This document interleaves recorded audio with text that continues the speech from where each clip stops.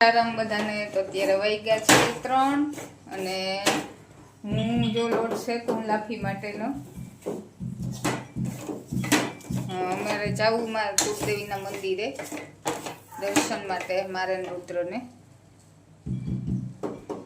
લાફી બની અને રેડી થઈ ગઈ છે અને માથે મેં નાખી દીધું ગોળ અને ઘી એટલે ગરમ ગરમ હે એટલે હરખું ત્યાં જઈને સુરાય અને આમાં હું ભરી અમારે હું ને રુદ્ર જવાના હે સિકોતેર માતાજીના મંદિરે સ્થાન હે કુળદેવીનું સિકોતેરમાંનું અને નકર તો હોય જ બધાય ગામ પોતાના ગામમાં એની કુળદેવીનું મંદિર હોય જ અને હું અહીંયા કેતુનું મારે દર્શન કરવા જવાનું હતું પણ નહોતું પુગાતું અને આજે મેં જો લાફી કરી લીધી અને તૈયારી કરી લીધી કાલે જવું હતું પાછું આજે તો હવે નિર્ણય લીધો કે જવું એટલે જવું ને માતાજીનો હુકમ હોય તો જ જઈ શકીએ તો આજે જો ફાઇનલ લાફી મેં બનાવી લીધી અને માતાજીને ત્યાં ધરી કુળદેવીને સિકોતેરમાંને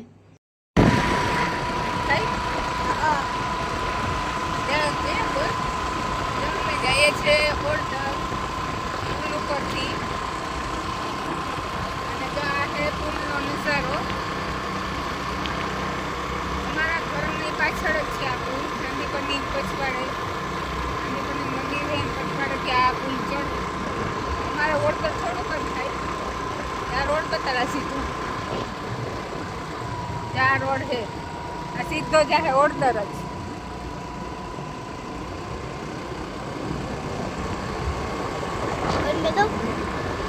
માતાજીના મંદિરે અમે પૂગી આવ્યા હું ને રુદ્ર બે વાગ્યા અત્યારે 4:30 અને જો રુદ્ર આગળ આગળ જાય માતાજીને મસ્ત શણગારેલ છે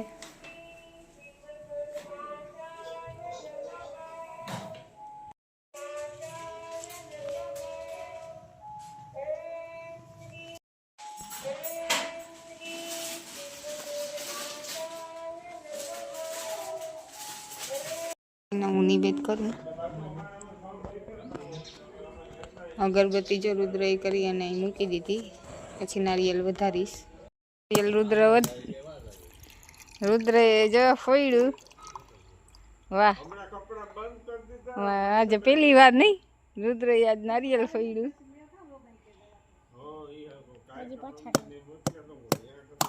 મને આવડતું નથી છતાંય જો કર્યું ને ફોઈતોય ખરી નારિયેલ સાચા દિલ અને શ્રદ્ધાથી હોય એટલે બધું થઈ જાય કામ અને માતાજીના આગમનથી આજ જો હું આવી ગઈ અહીંયા આવી રુદ્ર લાફી ખાઈ અને બહુ જ ભાવની રુદ્રને લાફી નિવેદ કર્યા હતા ત્યારે પણ કહેતો મમ્મી મારા હાટું વધારે કરશે પણ મારે નિવેદ કરવાના હતા ને રોટલી તો થઈ જ જાય એટલે અત્યારે અમે જઈ મંદિરે જ છે બારોબાર જ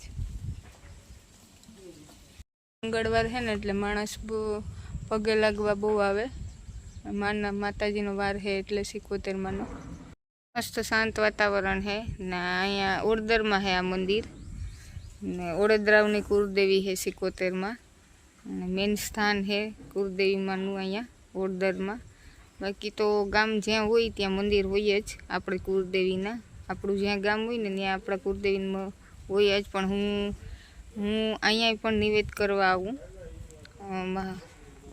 એવું નહીં કે હોળીમાં જ કરવાના કે એવું કંઈ મારે મેં એવું રાખ્યું નથી પણ મારે રાજી ખુશીથી હું અહીંયા આવું ત્યારે નિવેદ કરું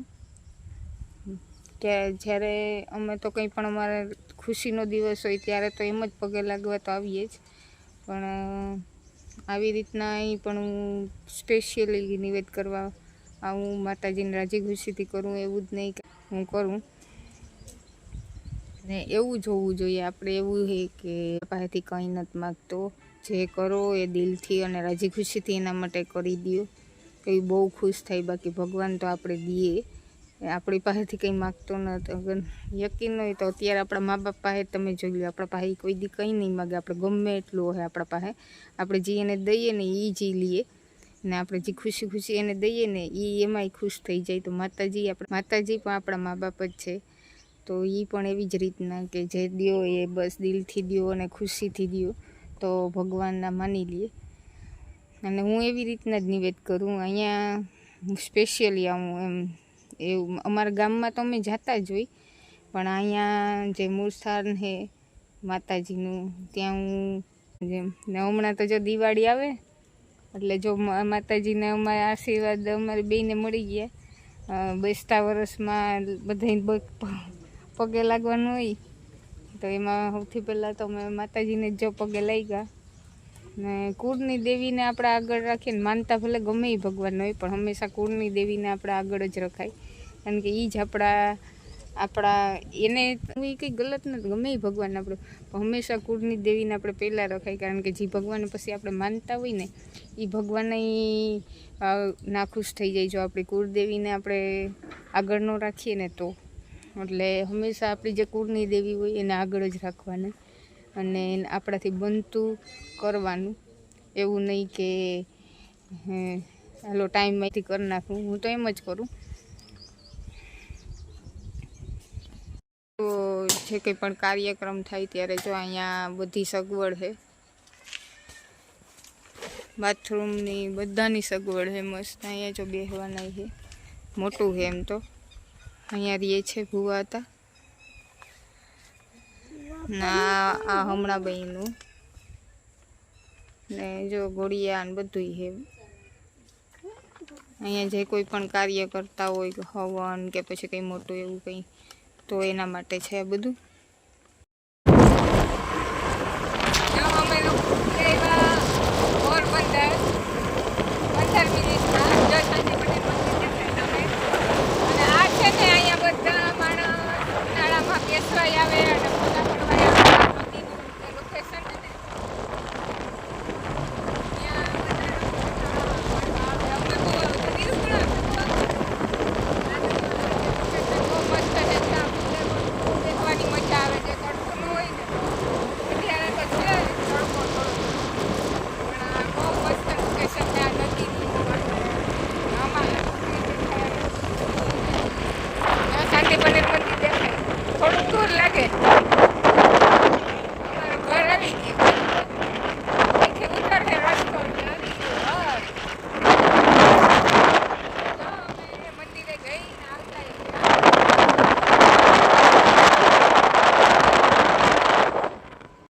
સંદીપની પૂજી આવ્યા. સંદીપની મંદિરની સામે રુદ્રગ્ય વેફર લેવા નિવેદ કરી અને ભગવાનના મસ્ત દર્શન કરી અને અમે લોકો પૂજી આવ્યા. અત્યારે જો સંદીપની મંદિર પણ ખુલ્લું છે. અમે આ પેલા આવ્યા હતા 2-2:30 વાગે, રુદ્રનું રિઝલ્ટ હતું એટલે.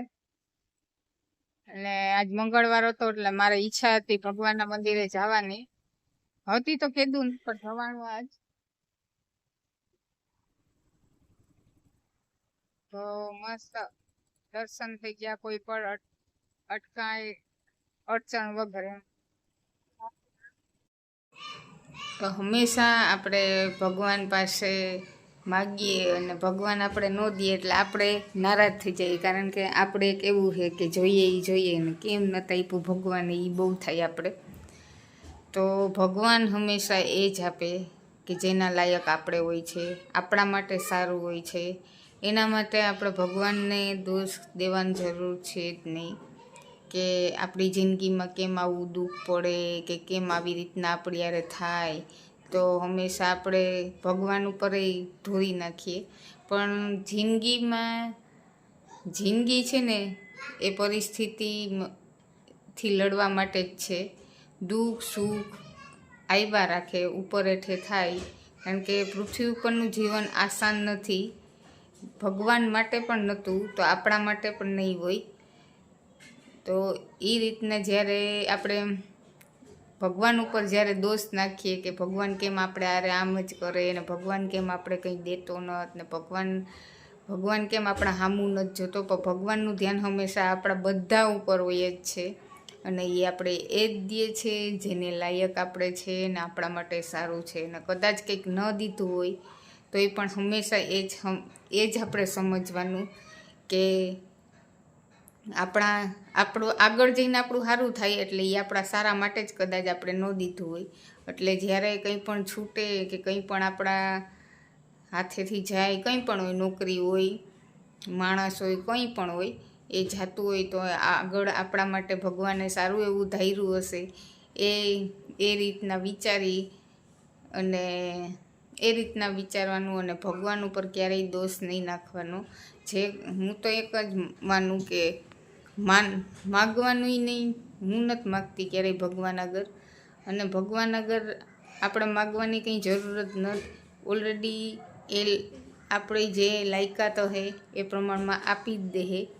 બાકી તો હવે જો ઘણા માનતાન કરે કે હું આ માનતા કરું, હું તને આ ચડાવું, તો એક શું કહેવાય, આપણે હામી રિશ્વત દઈએ તો તમારું આ કામ કરી દે. એટલે આપણે તો આપણા માણસનું એવું જ છે કે આપણે જે જોઈએ ને એ જોઈએ જ એમ, ને ન મળે તો આવી રીતના કરીએ. પણ એ રીતના ક્યારેય હું તો જો કે હું નથી માનતી ને હું એવી રીતના કોઈ દી માગું નહીં. ને હું એમ જ માનું કે બસ ભગવાનનો હાથ આપણા ઉપર હોય અને એ હરેક પરિસ્થિતિમાં એ આપણી હારે હોય. બસ એટલું હોય તો આપણે લડી જાઉં અને બધાયમાંથી નીકળી જાઉં જોઈએ. આપણી માતાજી, આપણા ભગવાન આપણી હારે હોય ને ત્યારે બસ એટલું જ માગવાનું હંમેશા. બાકી ધાર્યા કામ ભગવાનને ખબર જ છે કે આપણે શું આપવું, શું લેવું, બધી આપણી ખબર જ છે. પૃથ્વી ઉપર જ્યારે જન્મ આપ્યો તો એની એક વિચાર્યું જ હશે આપણા માટે. એટલે ભગવાનને પણ બધું નહોતું મળ્યું. કૃષ્ણને ખબર છે ને ઘણું બધું છૂટ્યું હતું. તો જ્યારે આપણે પાસેથી કંઈ પણ છૂટે તોય પણ તકલીફમાં નહીં રહેવાનું. હંમેશા હસતા હસતા દુઃખ અને સુખ બંને આપણે સ્વીકારી લેવાના. બાકી ભગવાન આપણે આગળ પાર પાડી દઈએ. પૂણા જો મને ઈચ્છીકું આવે, આ વાતાવરણ બહુ જ શું કહેવાય માંદા પાડે ને એવું છે. આ તાણે વાતાવરણ છે ને માંદગીવાળું છે. અને અત્યારે જો હું કરું ખીચડી મૂકી, કારણ કે લખનને ને કુકરમાં ન ભાવે, એટલે જો છે તો મૂકી ટોપડીમાં હળદર અને મીઠું નાખીને હે. એને ખીચડી ખાવી હતી ને ગોળિયું લઈ આવ્યો, એટલે એમ કે ખીચડીને હા આવું ખાવીને તો વહેલા હાજા થઈ જાય. ને નકર આ વાતાવરણ જેવું છે. બપોરના જોઈએ તો ફૂલ તડકો, ભાદરવા જેવો જ તડકો પડે. અને રાતે ઠંડી, એ પણ મોડી રાતે ઠંડી પડવા માંડે. 10 વાગ્યા સુધી ખબર ન પડે, પણ પછી પડવા માંડે ને હાવ રાતના તો ધૂહું ઓઢવું પડે. એવી રીતના હે અહીંનું પોરબંદરનું અટાણ વાતાવરણ. એટલે માંદગીનું હે એમ ટૂંકમાં. જેમ ઋતુ ફરે ને એટલે માંદા આપણે પડીએ એમ. અટાણે બહુ જાજુ ક્યાંય જવાય નહીં,